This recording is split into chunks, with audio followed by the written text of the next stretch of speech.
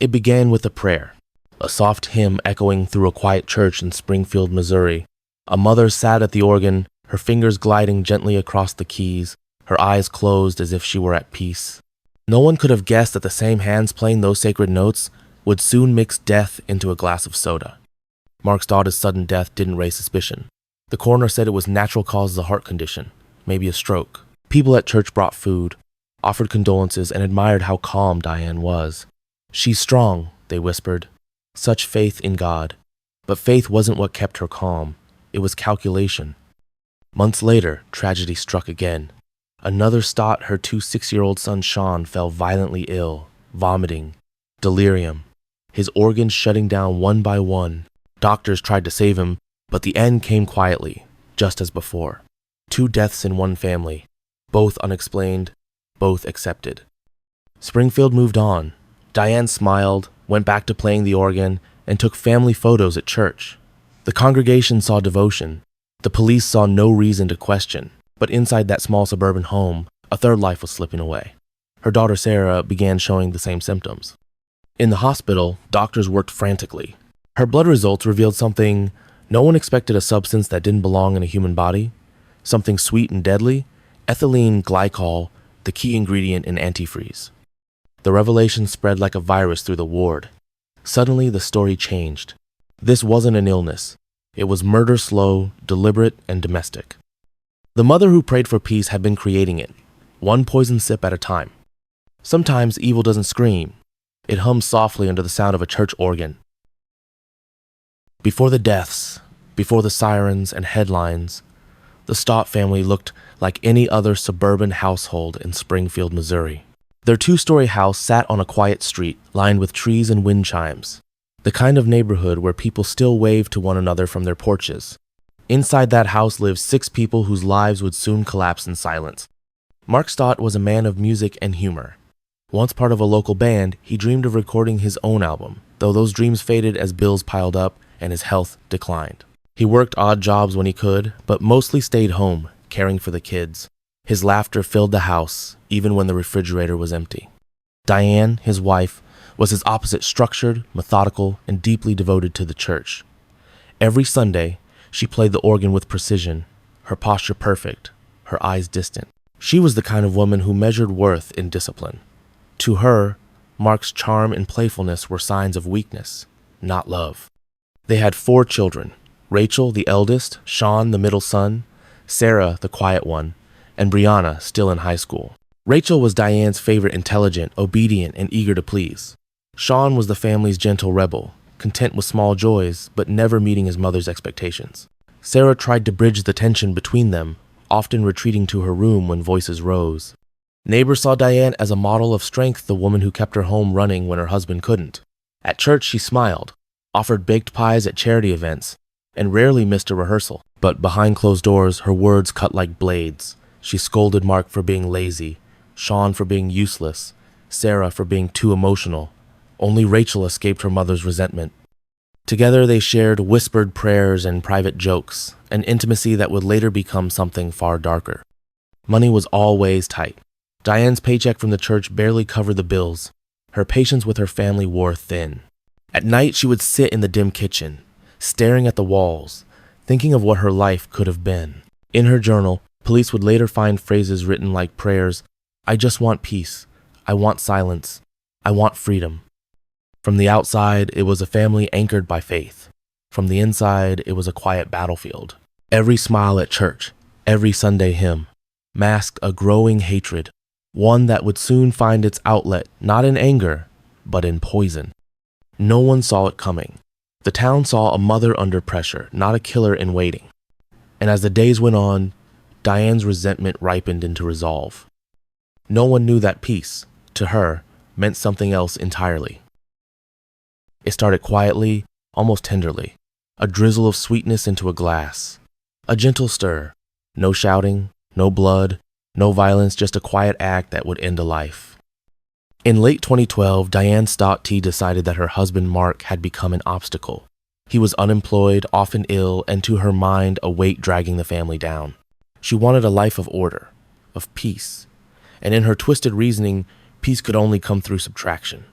She found her method in the garage, a green bottle labeled Antifreeze. She knew what it did, she had read about it online. Ethylene glycol, sweet, tasting, colorless, nearly invisible when mixed into a drink. It killed slowly, almost gracefully.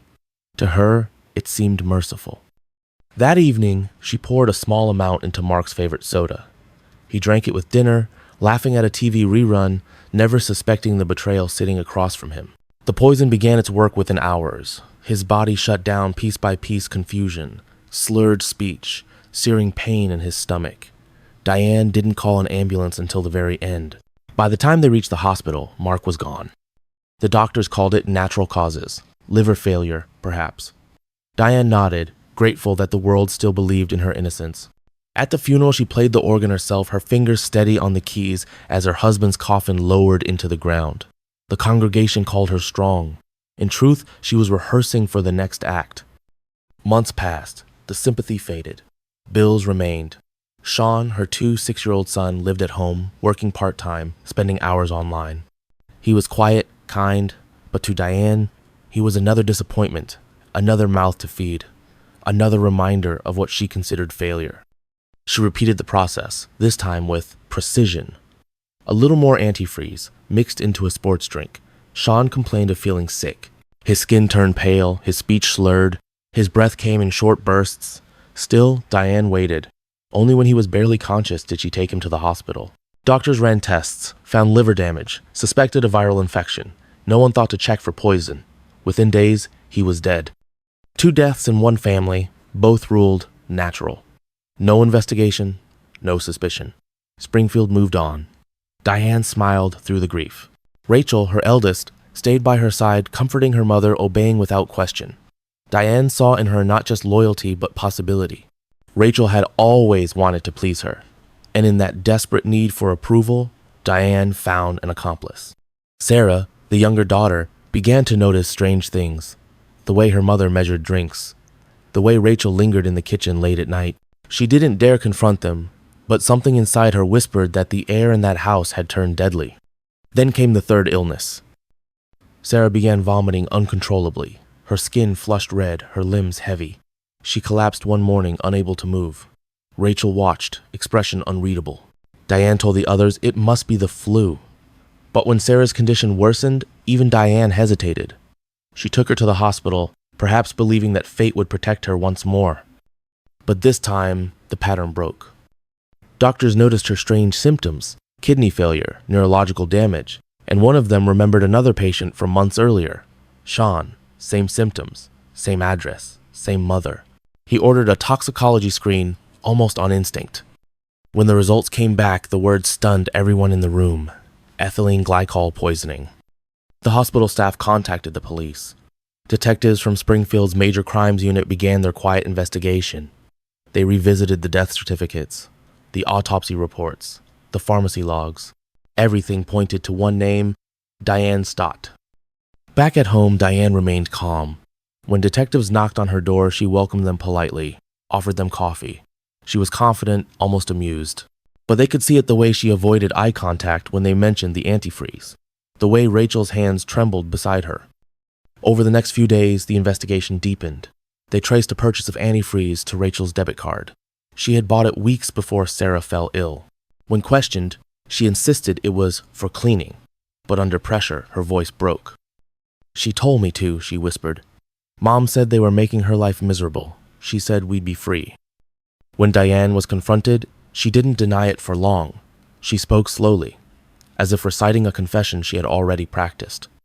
"I just wanted peace," she said. "They didn't deserve to suffer.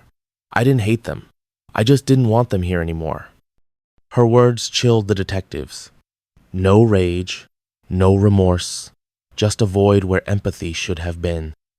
Later, one of them would describe her as the calmest murderer I've ever met. As Diane sat in the interrogation room, she asked for a Bible. She opened it to Psalms and began to read aloud, her voice trembling only once, not from guilt, but from exhaustion. By the time the night ended, both mother and daughter were under arrest. The hymn had stopped. The silence that followed was colder than death itself. When investigators reopened the files of Mark and Sean Staudte, the pattern became impossible to ignore. Two healthy men dead within months, both from the same household, both with symptoms identical to antifreeze poisoning. The medical examiner had missed it the first time the substance was nearly undetectable unless you were looking for it. But now that they knew what to look for, the truth began to glow beneath the microscope. Detectives returned to the Staudte home with a warrant. The moment they stepped inside, the air felt heavy. The place was spotless, but sterile, no warmth, no life. They found a nearly empty bottle of antifreeze in the garage, tucked behind cleaning supplies. On the kitchen counter, they collected glassware and opened the refrigerator. Inside were half-finished bottles of soda and sports drinks, ordinary, unassuming, deadly. In the basement, they found a notebook, Diane's journal, pages filled with neat handwriting and hollow prayers. One line repeated again and again, "I just want peace." The word peace appeared 23 times, sometimes underlined, sometimes circled. It was her mantra and her motive. Detective Neil Maccamus led the interrogation. Diane was composed, polite, almost gracious. When asked about her husband and son's deaths, she smiled faintly. They were sick, she said. God called them home. But the detectives had already spoken to Rachel. The young woman had broken down in the interview room hours earlier. Tears ran down her face as she described how her mother had convinced her that killing was the only way to save the family. Diane told her that Mark and Sean were holding everyone back, that Sarah was next, and that together they could finally have peace. Rachel confessed to buying the antifreeze, mixing it, and helping her mother serve it. When asked why she didn't stop her, she said softly, "Because she told me God wanted it this way." That statement hit investigators like a hammer. The blend of religious delusion and manipulation painted a picture darker than anyone expected. This wasn't just murder. It was control of matriarch's obsession with perfection, executed through her daughter's devotion. When Diane learned that Rachel had confessed, something inside her changed. The calm faded. She straightened in her chair, her tone sharpened. "Rachel doesn't understand," she said. "I made the decisions. It was my choice. I did what I had to do." It was an admission, deliberate and chilling. Detectives asked her why she used antifreeze. She answered simply, "Because it's quiet." Forensic tests confirmed everything. Traces of ethylene glycol were found in the family's food containers, in the sink, even on a spoon hidden beneath a dish towel. Toxicology reports matched between Mark, Sean, and Sarah, same substance, same concentration pattern. Meanwhile, Sarah, the surviving daughter, lay in a hospital bed, her body fighting to recover. The poison had scarred her nervous system. Doctors weren't sure she would ever be the same. When police visited to inform her that her mother and sister were in custody, she could barely speak. Only one word came out. Why? That single word hung over the entire case. Why would a mother destroy her own family? Psychologists later described Diane as possessing a narcissistic detachment, a woman who saw others as obstacles to her ideal life. Her faith gave her language to mask her cruelty. She believed she was cleansing her world of imperfection, that each death brought her closer to peace. The town of Springfield, once quiet and trusting, was shaken to its core. The church where Diane played the organ closed its doors for weeks. Parishioners couldn't stand to hear the same hymns she once played. The very notes had turned poisonous. At the police station, Diane's demeanor became stranger. She hummed hymns under her breath, as if trying to drown out the questions. "They're all at peace now," she murmured, smiling faintly. "I can rest." Her trial was inevitable. But before it began, the story of the antifreeze mother spread across national news. Reporters gathered outside the courthouse. Neighbors gave interviews about the woman who had seemed so kind, so devout, so ordinary. Behind every soundbite was a chilling realization. Evil doesn't always wear a snarl. Sometimes it wears a church smile. By the time prosecutors finished assembling the case, the evidence was airtight, a sequence of poisons, purchases, and prayers. The jurors would not be asked to imagine what happened, they would be shown. And as the trial approached, Springfield prepared to watch a mother stand before justice, not as a grieving widow, but as a murderer. The courtroom in Greene County, Missouri, was silent when Diane Staudte entered. Dressed in gray prison clothing, her hair neatly brushed, she carried herself like a woman attending church, not trial. There was no visible fear in her eyes, only the same cool detachment that had chilled detectives months earlier. Across the aisle sat her surviving children. Rachel, pale and trembling, kept her head low, refusing to meet her mother's gaze. Sarah sat in a wheelchair, her movements slow, her face expressionless. The damage the antifreeze had done to her nervous system was permanent, a reminder etched into her body of what her mother had done. Reporters filled every seat. The case had captured national attention, the headlines reading like fiction: Missouri mother and daughter charged in family poisonings. Yet, there was nothing fictional about the pain in that room. Prosecutors began with the facts: the bottles of antifreeze, the toxicology reports, the receipts in Rachel's name. They display photographs of the victims, ordinary family snapshots that now felt like evidence of something unspeakable. Mark with his guitar, Sean smiling shyly beside his sisters, Sarah before the illness stole her voice. The prosecutor's voice was steady but heavy. She didn't rage. She kept in routine, slowly, patiently, methodically. This was not a moment of madness. It was a pattern of control. When it was Diane's turn to speak, she did not cry. She did not apologize. Her statement was short, almost clinical. "I didn't want them to suffer," she said quietly. "They made my life hard. I wanted peace for everyone." The courtroom froze. Even the judge paused, as if searching for a trace of humanity in her words. There was none. Rachel, however, broke down completely when it was her turn on the stand. Between sobs, she described how her mother had convinced her that killing was God's will, that they were chosen to end the chaos. Her voice cracked as she admitted to mixing the poison. "I thought I was helping," she whispered. "I thought it was love." The jury deliberated for only a few hours. The verdict was unanimous. Diane Staudte guilty of 2 counts of first-degree murder and 1 count of first-degree assault. Rachel Staudte guilty of second-degree murder and assault. When the sentences were read, Diane remained motionless. Life imprisonment without the possibility of parole. Rachel received a life sentence, with a chance of parole. After 42 years, a decision made partly because she had cooperated with investigators and shown genuine remorse. As the guards led them away, Rachel looked back once. Diane didn't. She kept her eyes forward, her expression calm, almost serene, as if she had finally achieved the peace she'd longed for. Sarah watched in silence. She later told reporters she didn't hate her mother. She just didn't understand her. "I don't know how someone can say they love you," she said, "and still try to kill you." Outside the courthouse, rain began to fall soft, steady, almost cleansing. The reporters spoke into cameras as police cars drove away. Springfield's quiet streets had become the stage of a tragedy that blurred the line between faith and madness. Inside the prison, Diane adjusted to her new life with the same composure she had shown everywhere else. She joined the chapel choir. She prayed daily. To the guards, she was polite, obedient, unremarkable until they learned what she had done. As of 2025, Diane Staudte remains incarcerated at the Women's Correctional Center in Missouri. She will die there. Justice had arrived, but no one in Springfield felt any peace. Years have passed since the Staudte home was sealed off, yet its silence still hangs over Springfield like a ghost that refuses to leave. The house has new owners now, new furniture, new paint, but the air inside feels colder than it should. Some say it's imagination. Others say evil never truly leaves. It only changes its disguise. Sarah, the daughter who survived, lives a quiet life under care.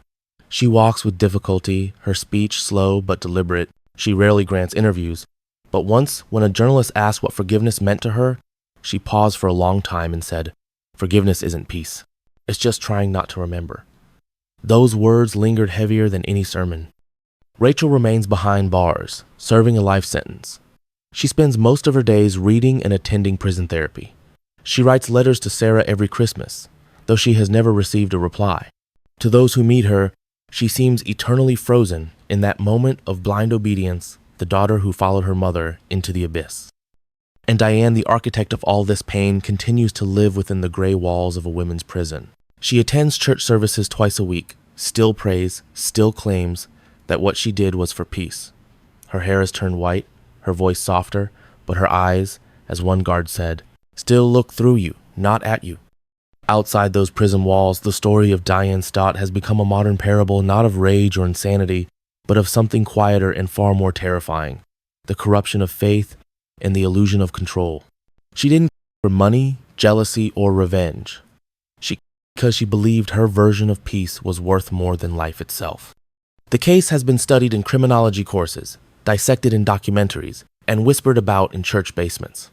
People try to explain it through psychology, religion, or despair, but perhaps it defies explanation. Perhaps it is proof that evil doesn't need chaos to thrive. It can bloom in order, in silence, even in a hymn. On some Sundays, the church where Diane once played the organ still holds service. The same songs echo through the same walls. And if you listen closely, you can almost hear the faint hum of her melody, a tune once meant for worship, now forever tainted by death. Sometimes, evil doesn't shout. It whispers through prayers,